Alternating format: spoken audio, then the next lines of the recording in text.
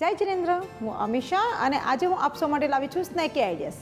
આજે આપણે અહીંયા બનાવશું વેજીટેબલ રાઈસ ટિક્કી. તમારી પાસે સવારના રાઈસ પડ્યા છે અને એને તમારે કંઈક નવું બનાવવું છે તો આ વાનગી ખૂબ જ સરસ અને ઇઝી બી છે. તો જલ્દી તો આ રેસીપી ટ્રાય કરીએ. એની માટે આપણે પહેલાં ઓઇલ લઈ લઈશું. ઓઇલ ગરમ થાય એટલે આપણે એની અંદર ગ્રીન ચીલી એડ કરીશું. હવે આપણે બારીક કટ કરેલી એની અંદર ફણસે એડ કરીશું. Green capsicum, yellow capsicum,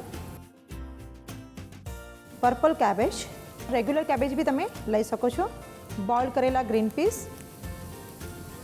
boil કરેલા સ્વીટ કોર્ન. સો ઓલમોસ્ટ આપણે બધા જ વેજીટેબલ એડ કરી ચૂક્યા છે. મિક્સ કરી લઈએ આપણે પ્રોપર એને. સો આપણે એની અંદર સ્વાદ પ્રમાણે મીઠું એડ કરીશું, પિંચ ઓફ સુગર, ગરમ મસાલો અને હલકો મસ્ત એની અંદર ચાટ મસાલો પણ એડ કરી દઈશું. અગેન આપણે એને એકવાર પાછું મિક્સ કરી લઈએ.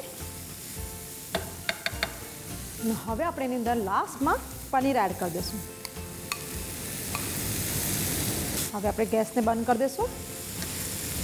સો આપણું અંદરનું જે સ્ટફિંગ છે એ રેડી થઈ ગયું છે. આપણે એને એક બાઉલમાં કાઢી લઈએ. સો આ જે સ્ટફિંગ છે તમે પરાઠામાં પણ સ્ટફ કરીને પરાઠા પણ બનાવી શકો છો, બટ આપણે જેમ કે મેં તમને કીધું રાઈસમાં બનાવી રહ્યા છે. સો હવે આપણે રાઈસનો જે ડો છે એ બાંધી લઈએ. આપણી પાસે સવારના બનાવેલા ભાત છે. સો એ કુકરના છે એટલે ચીકણા હશે એકદમ. એની અંદર આપણે બાફેલા કાચા કેળા એડ કરીશું, સ્વાદ પ્રમાણે મીઠું એડ કરી દઈશું, થોડી ફ્રેશ ગ્રીન ચટણી એન્ડ લાસ્ટમાં આપણે એની અંદર ફ્રેશ કોરિએન્ડર એડ કરી દઈશું. હવે આપણે એને પ્રોપર મિક્સ કરી લઈએ હાથથી. રાઈસમાં એક સરસ ચટણીની ફ્લેવર પણ આવી જશે. બાઇન્ડિંગ માટે આપણે હલકો મસ્તો મેંદાનો લોટ એની અંદર એડ કરીશું. આપણું રાઈસવાળું ટિક્કીનું આઉટર જે છે એ તૈયાર થઈ ગયું છે અને આપણું અંદરનું જે વેજીટેબલ છે એ પણ તૈયાર થઈ ગયું છે. સો હવે આપણે ટિક્કી બનાવવાની તૈયારી કરીશું. હાથમાં હલકો મસ્તો ઓઇલ લગાવશું.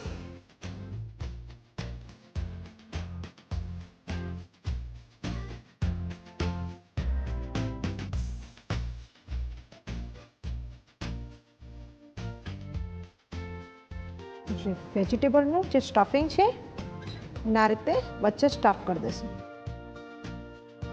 સો આ રીતે આપણે બીજી બધી પણ ટિક્કી સ્ટફ કરીને બનાવી લઈએ. સો હવે આપણે એક પ્લેટમાં રવો કાઢશું. આ જે ટિક્કી બનાવી છે એને આપણે કોટ કરી દઈશું. સો આપણે આ રવામાં કોટ કરી લીધી છે. હવે આપણે બીજી બાજુ ઓઇલ પણ ગરમ થઈ ગયું છે. સો આને પણ આપણે ડીપ ફ્રાય કરશું, બટ અગર તમારે આ જ વાનગીને હેલ્ધી ખાવી હોય તો તમે સેલો ફ્રાય બી કરી શકો છો.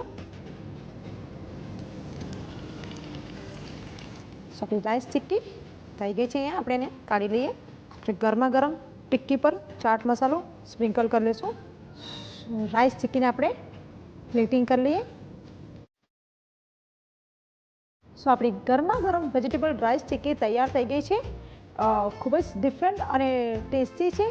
સવારના રાઈસથી એક સરસ મજાનું વેરિએશન છે. તો જલ્દીથી આ રેસીપી ટ્રાય કરો. આપ સૌને અગર અમારી રેસીપી ગમે છે તો એને લાઇક, શેર એન્ડ સબસ્ક્રાઈબ કરો.